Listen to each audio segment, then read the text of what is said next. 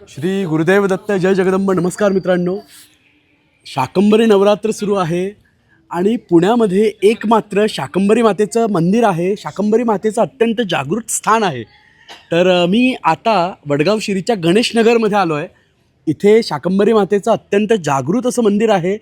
तर या मंदिराचा इतिहास, या मंदिराबद्दलची माहिती आणि याचं महात्म्य आपण जाणून घेऊयात. मी तुम्हाला मंदिर दाखवतो. इथल्या काकांना, पुराणिक काकांची आपण भेट घेऊयात. त्यांना देवीची स्थापनेचा इतिहास त्यांच्याकडनं जाणून घेऊयात. आणि मी तुम्हाला खरं तर मी आधी दर्शन घेतलं आहे, तर तुम्हालाही जगदंबेचं दर्शन घेऊन अत्यंत आनंद वाटेल. कारण शाकंभरी माता हिचं मूळपीठ हे आपल्याला माहिती आहे बदामीला आहे, पण पुण्यामध्ये कुठेही तिचं स्थान नाही. तर हे एकमात्र स्थान आहे, त्यामुळे हे विशेष महत्त्वपूर्ण असं आहे. अनेक लोकांची ही कुलस्वामिनी आहे. तर तिच्याबद्दलची आपण माहिती आणि तिचं दर्शन मी तुम्हाला घडवतो. तर चला शाकंभरी मातेच्या दर्शनाला. वडगाव शिरीमधील गणेशनगर या भागामध्ये अगदी मध्यवर्ती वस्तीमध्ये असलेलं हे शाकंभरी मातेचं मंदिर. या मंदिराचं वैशिष्ट्य असं की संपूर्ण पुण्यामध्ये हे एकमात्र शाकंभरी मातेचं मंदिर आहे. शाकंभरी माता हा पार्वती मातेचा अतिशय दिव्य असा अवतार होता. येथील पुराणिक कुटुंब हे देवीचे निस्सिम भक्त. देवीनी दृष्टांत देऊन आपल्या या स्थानाची निर्मिती करून घेतली होती. आपल्या या विग्रहाची, आपल्या पादुकांची स्थापना स्वतः पुराणिक काकांकडून करून घेतली होती. शाकंभरी मातेचे महात्म्य, त्यानंतर या स्थानाचे महत्त्व, याच्या स्थापनेमागील कथा, हे सगळं आपण इथल्या पुराणिक काकांना विचारूयात, त्यांच्याकडनं जाणून घेऊयात. आपण आत गेल्यानंतर एक छोटेखानी सभामंडप बघू शकतो. इथे सभामंडपामध्ये आपण जेव्हा जातो तेव्हा आपल्याला देवीचा गाभारा बघायला मिळतो. गाभाऱ्यामध्ये देवीची अतिशय तेजस्वी, अतिशय सुंदर अशी मूर्ती बघायला मिळते. बाहेर प्रत्येकांना दर्शनासाठी उत्सव मूर्ती ठेवण्यात आली आहे आणि त्यानंतर उत्सव मूर्तीच्या मागेच आपल्याला देवीचा मुख्य गाभारा, मुख्य विग्रह बघायला मिळतो. अतिशय तेजस्वी, अतिशय सुंदर आणि अतिशय प्रचंड ऊर्जावान असे हे देवीचं रूप आहे. तर या मूर्तीच्या स्थापनेमागील रहस्य, त्यानंतर शाकंभरी मातेचं रहस्य, त्याची माहिती आपण काकांना विचारूयात.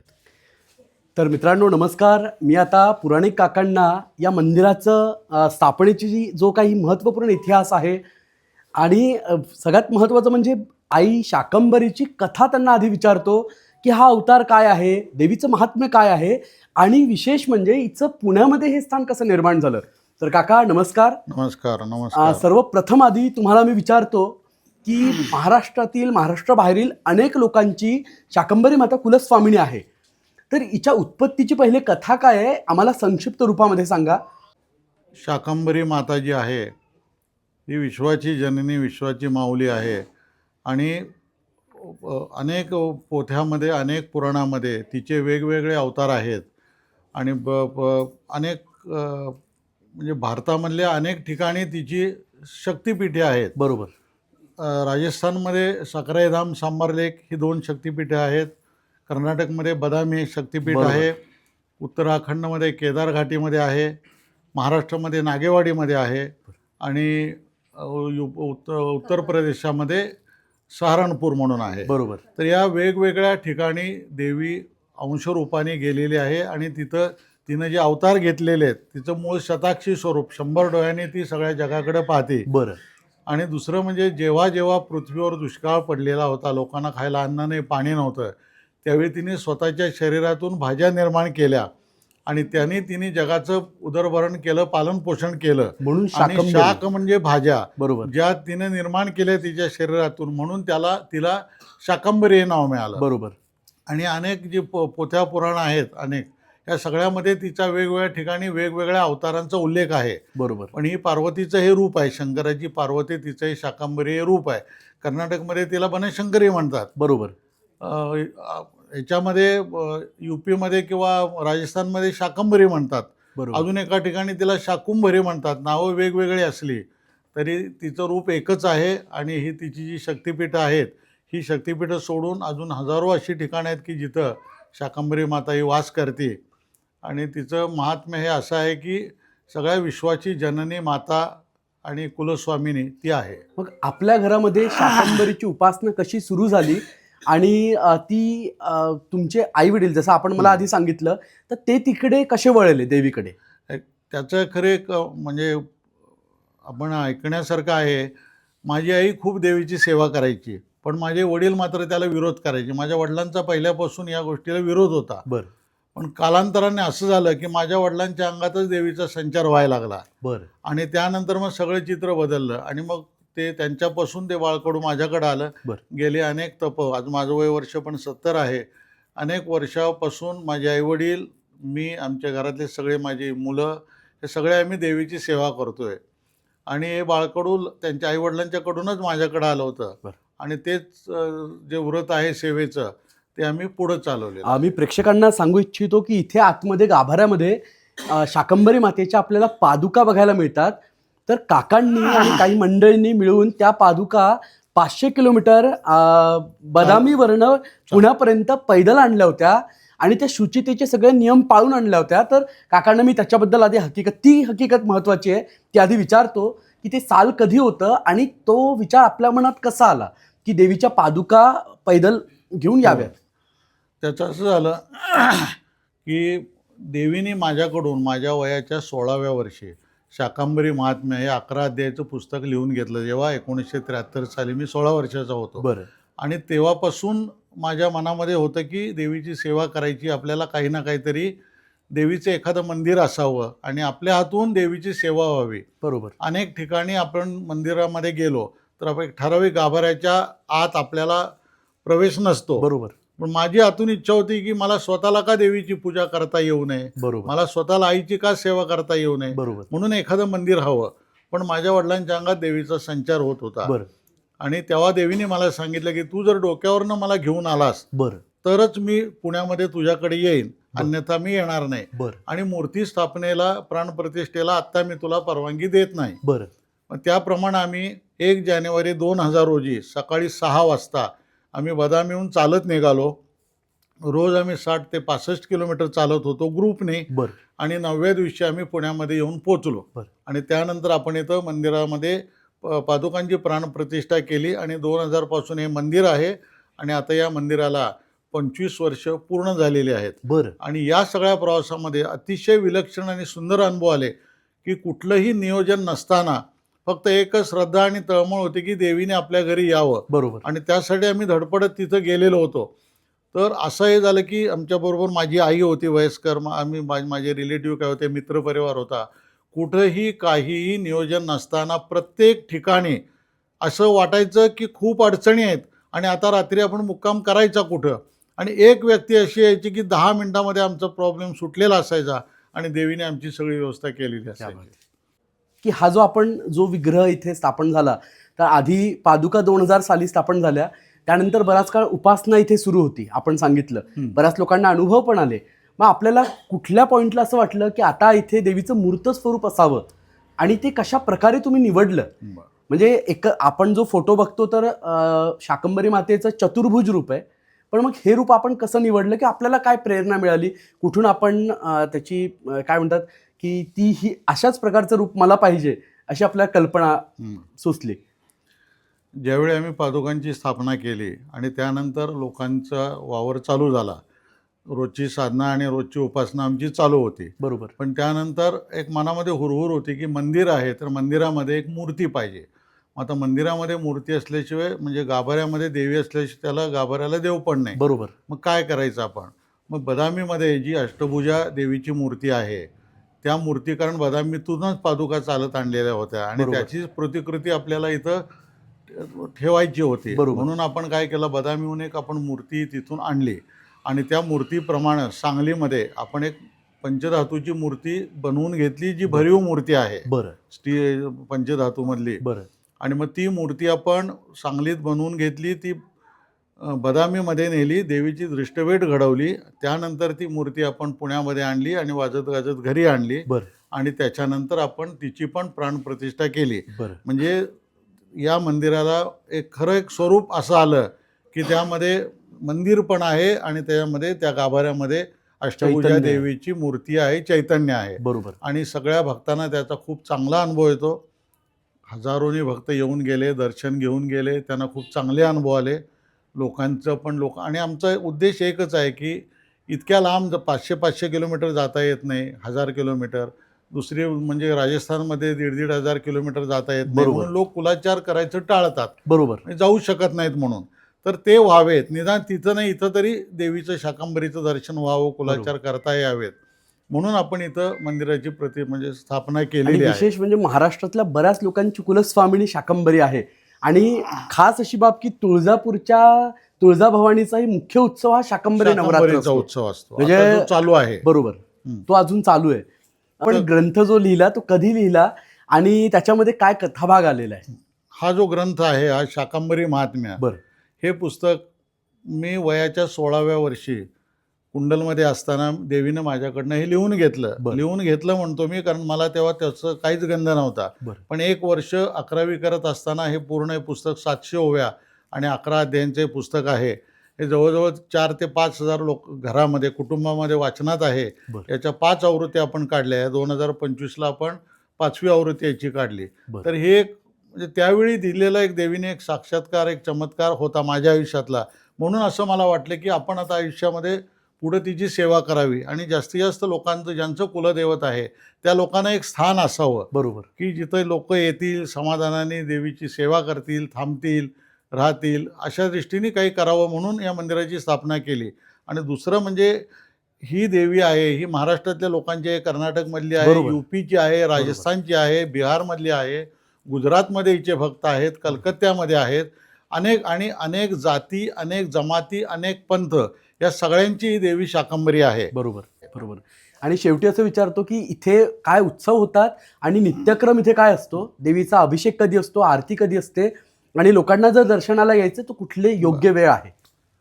नाही, चांगला प्रश्न विचारला. काय होतं, बऱ्याच लोकांना नेटवरून जरी बघितलं तरी काही गोष्टीचीच माहिती कळते की बरोबर. कुठं आहे लोकेशन. पण आपण नेहमी गेले 25 वर्ष सकाळी 8 ते रात्री 8 आपलं मंदिर दिवसभर उघडं असतं. बरं. आम्ही दुपारी कधीही मंदिर बंद ठेवत नाही. बरं. क्वचित एखाद्या दिवशी गावाला गेलं तर, अदरवाईज मंदिर उघडं आहे. आणि नवरात्रामध्ये आपण सकाळी 8 ते रात्री 9 ते 9:30 पर्यंत मंदिर उघडं ठेवतो.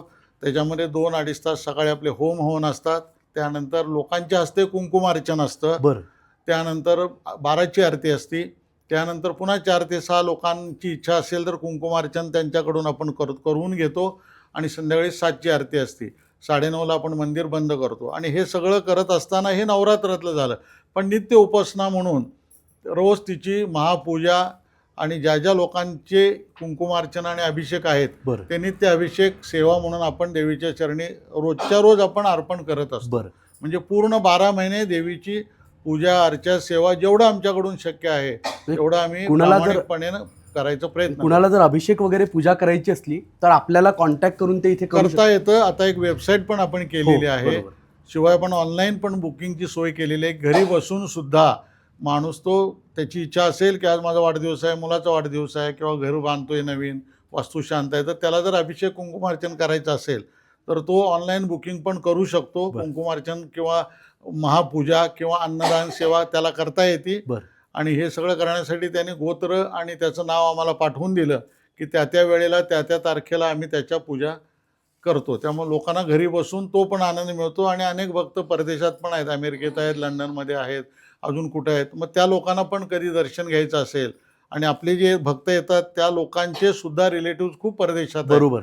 तर इथून त्यांना लाईव्ह दर्शन ते दाखवतात. म्हणजे त्या लोकांना तो पण एक फायदा होतो की इथं पूजा चालली असताना किंवा पूजा झाल्यानंतर देवीचं प्रत्यक्ष दर्शन लोकांना मिळू शकतं. तर खूप धन्यवाद काका, आपण इतकी सगळी डिटेल माहिती आम्हाला सांगितली. मी सगळ्या प्रेक्षकांना मुद्दाम सांगू इच्छितो की पुण्यामध्ये हे एकमात्र मंदिर आहे. खरं तर हे शक्तिपीठ आहे, देवीच्या इच्छेने निर्माण झालेलं आहे. इथे जगदंबा स्वतः येऊन थांबली आहे. तर आपण इथे येऊ शकता. मला माहिती आहे बहुतेक लोकांची ही कुलस्वामिनी आहे. शाकंभरी देवीचा आता नवरात्र सुरू आहे, परवाला पूर्ण पौर्णिमा आहे. तर जर आपल्याला यायचं असेल तर आपण नक्की इथे या. मला इथे चैतन्य जाणवलं तर आपल्याला नक्की जाणवेल. तर मयुरीताईंना मी आता इथे त्यांचा अनुभव विचारतो. इथे त्या सेवा करतात, इथे असतात. तर ताई, तुम्हाला इथे काय अनुभव आला? तुम्ही काय सांगाल इथल्या स्थानाच्या महात्म्याबद्दल? मला एकच गोष्ट शेअर करायची आहे की माझं आत्ता लग्नाला 2.5 वर्ष झालं. पण आपण जे म्हणतो की लग्नाच्या गाठी या वरतूनच बांधून आलेल्या असतात, तर तसाच माझा काहीसा एक्सपिरियन्स आहे की माझी आजी होती, म्हणजे माझ्या आईची आई. ती ना लहानपणी रात्री झोपताना हात जोडायची आणि प्रत्येक असं देवांची नावं घ्यायची. तर मोठं झाल्यानंतर मी तिला विचारलं एक दिवशी, की "आजी तू काय म्हणतेस रात्री झोपताना?" तर तिने मला सांगितलं, की "मी सगळ्या देवांची नावं घेते बरं. आणि शेवटी मयुरीची देवी म्हणते आणि मी झोपते." बरं. सो बरं. माझं लग्न आणि हे इथं जुळलेलं होतं. हे क्या आधीच बात आहे. देवीने हे केलं क्या होतं. बात आहे. बरं बरं. तर हीच एक गोष्ट मला सांगायची. खूप धन्यवाद. नमस्कार. आपला काय अनुभव आहे, काय सांगाल आम्हाला स्थानाबद्दल मला इथल्या? सांगता येत नाही इतका माझा अनुभव मोठा आहे. ह्या देवीची सेवा मी लहानपणापासून केली. या देवीनं माझं लग्न जमवलं, माझं घर, सगळं माझं जे जे आहे ते देवीमुळे आहे. आणि मी त्याच्यावर एक पुस्तक लिहिलं कृतज्ञता म्हणून आशीर्वाद. कसं जमलं, काय झालं, हा भाऊ माझ्याबरोबर होता. हे माझे मिस्टर बंगाली आहेत. मी गाव सोडायला तयार नव्हते. बरं. मला असा मुलगा पाहिजे होता तिथल्या तिथे. पण मला देवीनं मार्गदर्शन केलं. माझ्या वडिलांना संचार व्हायचा देवीचा. त्यांच्या मार्गदर्शनानं माझा भाऊ आणि हे दोघं एका कंपनीत लागले. त्यांची ओळख झाली. माझ्या भावाला MSc करायचं होतं. पण देवी म्हटली नाही, तू तिकडे जा आणि तुला मी का पाठवते तुला कळेल. आणि त्यानंतर वर्षभरात आमच्या दोघांचं लग्न झालं. आणि तिच्या कृपेनं माझी मुलं दोन्ही परदेशात आहेत. मी पुस्तक लिहिलेलं आहे आणि तिच्या कृपेनं माझा संसार खूप व्यवस्थित आहे. क्या बात आहे. त्याचं एवढं खरं तर सांगू शकते. आपले अश्रूच आपला अनुभव सांगतात आहे. मला आनंद वाटला की आपण हा अनुभव आम्हाला शेअर केलाय. काकू आपलं नाव काय आणि आपला काय अनुभव आहे? मी सौ दीपा दीपक कुलकर्णी. माझं गाव आहे फलटण. मी बरं. माहेर वाशिण आहे इथली. बरं. हे माझे धाकटा मोठा भाऊ, हा ही मोठी बहीण. आम्ही तिघही भावंडांना लहानपणापासून आम्ही देवीची सेवा सेवा खूप आहे. केलेली आहे आणि अनुभव तरी प्रचंड आहेत आम्हाला. त्यातल्या त्यात आमच्या तिघांचं लग्न जे आमच्या भावांनी सांगितलं नाही, त्यांनी जे सांगितलं की मी जातपात मानत नाही, हे तर खरं आहेच. आम्ही तिघंही मानत नाही. मी आरोग्य खात्यात आहे, माझी भाऊजे आरोग्य खात्यात आहे, माझी आई पण आरोग्य खात्यात होती. बरं. त्यामुळे आम्हाला फक्त सेवा करणे बरोबर. हा एकच उद्देश आम्हाला लहानपणापासून मनावर भिनलेला आहे. आणि आमच्या तिघांचं जे लग्न आहे हे देवीच्या कृपेनं झालेलं आहे. तिघांचीही पत्रिका आज तागायत आम्ही बघितलेली नाही. जुळते का नाही किंवा ते आमचं कसं पटेल, तिघांचाही संसार देवीच्या कृपेनं एकदम व्यवस्थित झालेला आहे. आमची मुलं सुंदर आहेत. मला 2 मुली आहेत. देवीच्या रूपानं माझ्या घरात 2 मुली जन्माला आलेल्या आहेत, अगदी लक्ष्मी सरस्वतीच्या रूपात. त्यांना तर 2 मुलगे आहेत, हिनं तर सांगितलं सगळं. बरोबर. त्यामुळे देवीच्या कृपेनं आम्हाला काहीच कमी नाही आहे. आम्ही 6ही जण आनंदी आहे आणि ते 6ही जण देवीची सेवा मनापासून करतो. आणि या सगळेजण आम्ही आता 67 वर्षाच्या पुढचे आहोत, पण देवी आमच्याकडनं करून घेते आणि आम्ही मनापासून करतो ती सेवा. हेच आमचं आहे की माहेरीची देवी असून सुद्धा आम्हाला सेवा करायला मिळते, हे आमचं परम भाग्य आहे. आणि आपल्या या सगळ्या सेवेमुळेच इथे ते चैतन्य जाणवतं. जाणवतं. हे सगळ्यात महत्वाचं आहे. देवी खरोखर रूपात आम्हाला अशी भेटती, म्हणजे आपोआप आम्हाला ते हे होतच, करूनच घेते ती बरोबर. आमच्याकडनं किती अडचणी आल्या तरी. हेच आमचं एवढंच हे खूप आहे. धन्यवाद. बरं. धन्यवाद. काका आपला नाव काय आणि आपला अनुभव काय? माझे नाव शपुन रंजन चौधरी. मी प्रेक्षकांना म्हणतो काका बंगाली आहेत, पण काका देवीचे भक्त आहेत, तर काकांची भाषा थोडी बंगाली. आणि विशेष म्हणजे हो, आज हो. 1 तारीख आहे. आज भगवान रामकृष्ण परमहंसांचा कल्पतरू दिवस असतो. अरे तर मोठी गोष्ट आहे. काका आपला अनुभव. Thank you very much. हा माझ्या मेहुणा, हो. तो माझा मित्र आधी, ओके. मेहुणानंतर. तो आत्ताच म्हणाला जे आम्ही पादुका घेऊन आलो, शाही पादुका घेऊन यायच्या आधीपासून आपलं जे परिकल्पना होतो त्याच्यामध्ये तो वर मीच होतो, त्यापुढे अक्का दादा होते. नंतर तो जे असं म्हणाला, बरेच लोकांच्या ते कोण आहे काय आहे असा विचार आपल्या मनात कधीही आलेला नाही और येणार सुद्धा नाही. और देवीच्या म्हणत असताल तर ही शक्ती आहे, हे परमशक्ती आहे. बरोबर. ह्यांना आम्ही तर काही समजू शकत नाही, पण त्यांनी आपलं मार्गदर्शन चिरंतन केले. त्यांच्या बरोधास तो चिरंतन होतो. मी महाराष्ट्रामध्ये जेव्हा आलो तेव्हा माझ्या काही नव्हतं. ॲब्सोल्युटली झिरोपासून जीवन सुरू झाले. तेव्हा हा माझ्या हात धरला होता. बस. एवं आज जो काही दिसतो आमच्या जीवनात हे सब त्याच्याच मुळे देवी ते तो आहेच. बरोबर. ते तो पहिल्यापासूनच आपला होतो आहे आणि राहणार सुद्धा. सुतरां मी फक्त इतकीच सांगू शकतो की भक्ती हे अंध नसून बरोबर. हे ज्ञानी असावे. बरोबर. आम्ही काय करतो म्हणजे मृण्मयतून चिन्मयाकडे जाणे, क्या बात आहे. बरोबर ही जी गोष्टी आहेत तुम्ही बरोबर. आत्ताच रामकृष्ण देवांचे म्हणाले, ते मृण्मयाच्या पूजा केले पण चिन्मय स्वरूप झाले होते. बरोबर हे जे स्वरूप होणे हेच जीवनाचे लक्ष असले पाहिजे प्रत्येकाच्या. बरोबर आपला श्रद्धा आपल्याला उच्चस्तरीय स्थितीत घेऊन जाणे बरोबर हे आपल्या जीवनाचे लक्ष असले पाहिजे. बरोबर. इतकीच म्हणून खूप धन्यवाद. खूप धन्यवाद का. नमस्कार, मी मृदुला निमकर. मी कोकणातली आहे बरं आणि ह्यांच्या सुनेची आई आहे. बरं बरं. तर जय शाकंबरी देवी नमः. आम्ही खूप ह्या देवीला मानतो. म्हणजे बरं. आम्हाला आधी देवीचं खरं सांगायचं की एवढी माहिती नव्हती. बरं पण जेव्हा आम्ही पहिल्यांदा घर बघायला आलो आणि देवीचं रूप बघितलं, इतकं सुंदर आणि प्रसन्न रूप, त्या क्षणी आणि म्हणतात ना आपली निवड आपण एक फर्स्ट ग्लान्समध्ये आपल्याला कळतं. एक्झॅक्टली बरोबर. तर तेव्हाच मला कळलं होतं की सर्व कुटुंब अतिशय भावूक आहे.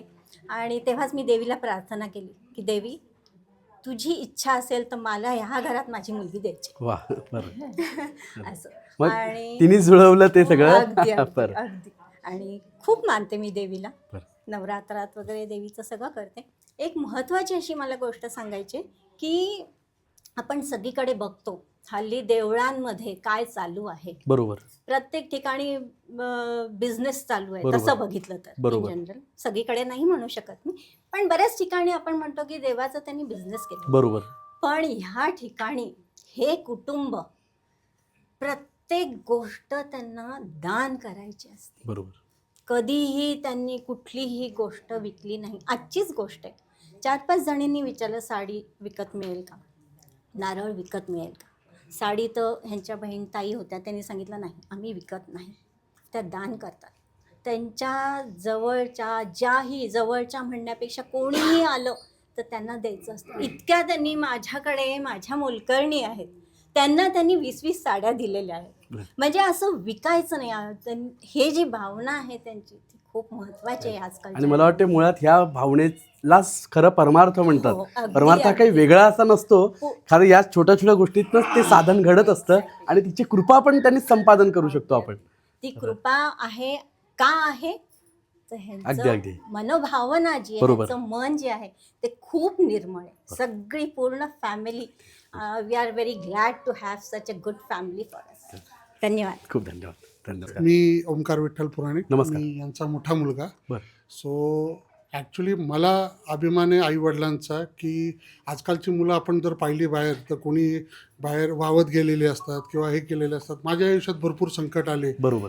पण माझ्या आयुष्यात जे काही संकट आली त्याच्यामागं खंबीरपणे माझे आईवडील उभे होते. मी नशीबवान आहे की आपण म्हणतो की आपल्याला प्रत्येकाला एक गुरु असतो. बरोबर. मला तर 3 गुरु आहेत. अगदी बरोबर आई आहे. पण गुरु आहे, वडीलही गुरु आहे आणि देवीही गुरु आहे. बरोबर. अगदी बरोबर. त्यामुळे मी नशीबवान आहे. जरी माझ्या बाकीच्या गोष्टी जरी हे असल्या नेगेटिव्ह म्हणजे प्रॉब्लेम्स असले तरी मला आयुष्यात 3 गुरु मिळाले. हे बरोबर. सगळ्यात मोठं माझं आणि मला भाग्य वाटतं आहे. याची जाणीव होणं ही तिची कृपा आहे. सगळ्यात तिच्या महत्त्वाचं कृपेमुळेच म्हणजे. तर मला हे 3 अगदी. गुरु मिळाले. अगदी, नाहीतर अगदी. आम्हाला आजपर्यंत 3 गुरु मिळणं म्हणजे खूप मोठी गोष्ट बरोबर आहे. बरोबर आहे.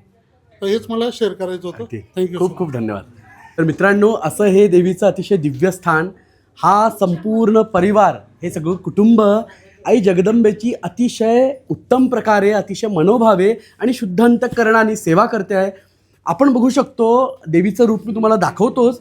तर इथे चैतन्य जाणवतं आणि मी सगळ्यांना सांगू इच्छितो की आपण नक्की या नवरात्रामध्ये या. नवरात्र झाल्यानंतर या शाकंभरी मातेचं हे अतिशय महत्त्वपूर्ण स्थान आपल्या पुण्यामध्ये आहे आणि त्यामुळे आपण इथे यायलाच पाहिजे. मी सगळ्या परिवाराचे, पुराणिक परिवाराचे धन्यवाद देतो. आई जगदंबेचे खरे धन्यवाद देतो की मी हा जो काही प्रवास सुरू केला आहे यूट्यूब, इंस्टाग्रामच्या माध्यमातून, त्या माध्यमातून मला अनेक दिव्य ठिकाणी जायचा एक काय म्हणतात भाग्य मिळतं आहे, एक योग येतो आहे. आणि हा योग म्हणजे गुरूंची आणि जगदंबेची, भगवंतांची कृपा आहे. तर या नोटवर इथे थांबतो. सगळ्यांना मी परत आवाहन करतो की आपण नक्की इथे आणि जगदंबेच्या चरणी नतमस्तक व्हा. अवधूत चिंतन श्री गुरुदेव दत्त. जय जगदंब, जय भवानी. नमस्कार.